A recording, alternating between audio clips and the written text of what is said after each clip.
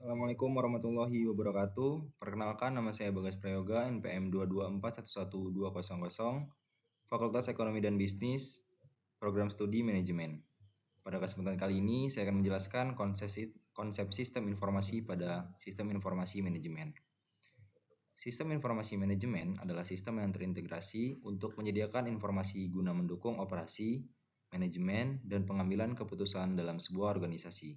Konsep dasar sistem informasi manajemen mencakup komponen-komponen seperti hardware, software, data, dan sumber daya manusia yang saling berkaitan untuk menghasilkan informasi yang berguna bagi manajemen. Pengantar sistem informasi dan manajemen. Yang pertama, sistem informasi.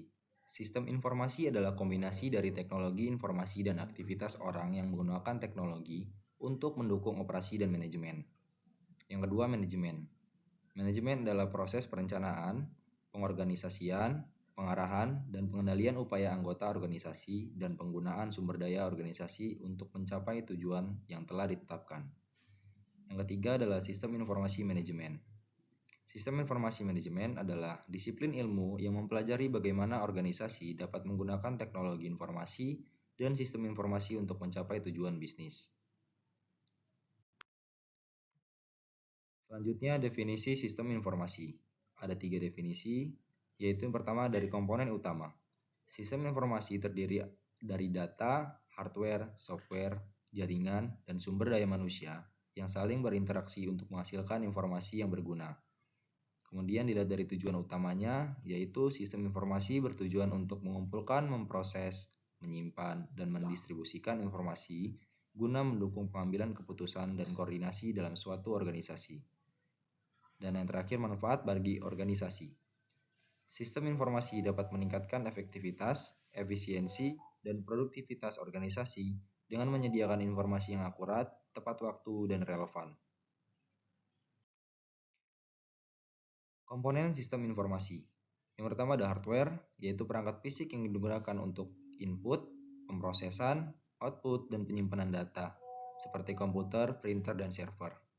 Kemudian software, yaitu program komputer dan prosedur yang digunakan untuk memproses data dan menghasilkan informasi yang berguna.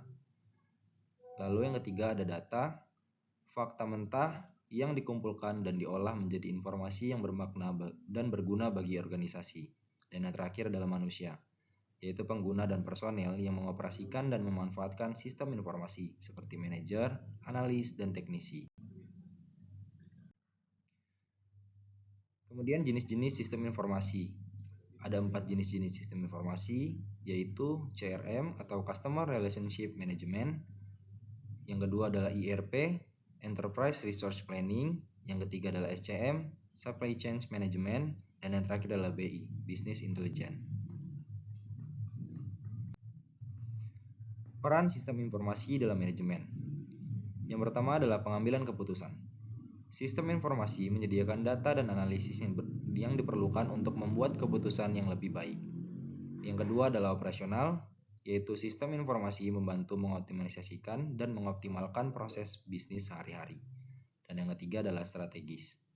Sistem informasi mendukung pengembangan strategi bisnis dan keunggulan kompetitif jangka panjang. Lalu manfaat sistem informasi manajemen. Yang pertama, efisiensi operasional. Sistem informasi manajemen dapat meningkatkan efisiensi dan produktivitas dengan mengotomatisasikan tugas-tugas rutin dan mengurangi kesalahan manusia. Yang kedua adalah pengambilan keputusan. Sistem informasi manajemen menyediakan informasi yang akurat dan tepat untuk mendukung pengambilan keputusan yang lebih baik. Dan yang ketiga adalah keunggulan kompetitif. Sistem informasi manajemen dapat membantu organisasi mengidentifikasi peluang baru, meningkatkan layanan, dan mengembangkan produk atau jasa inovatif. Lalu, arsitektur sistem informasi manajemen. Yang pertama adalah masukan, yaitu data dari berbagai sumber seperti transaksi, pelaporan, dan sensorik. Kemudian pemrosesan, yaitu pengumpulan, penyimpanan, manipulasi, dan analisis data menggunakan perangkat keras dan lunak.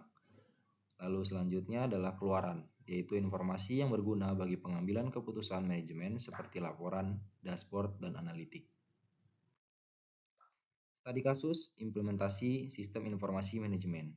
Yang pertama adalah perusahaan, yaitu perusahaan PT Indosemen Tunggal Prakasa. Lalu sistem yang diimplementasikan adalah Enterprise Resource Planning atau ERP. Manfaat yang diperoleh adalah peningkatan efisiensi operasional, pengambilan keputusan yang lebih baik, dan daya saing perusahaan. Dan yang terakhir adalah kesimpulan dan rekomendasi. Dari penjelasan-penjelasan tersebut, kita dapat tarik kesimpulan, yaitu sistem informasi manajemen memainkan peran vital dalam mendukung operasi, manajemen, dan pengambilan keputusan organisasi. Lalu rekomendasinya adalah organisasi harus secara proaktif mengadopsi dan mengintegrasikan sistem informasi manajemen yang sesuai untuk meningkatkan efisiensi, efektivitas, dan daya saing. Mungkin itu saja yang dapat saya sampaikan. Saya akhiri. Wassalamualaikum warahmatullahi wabarakatuh.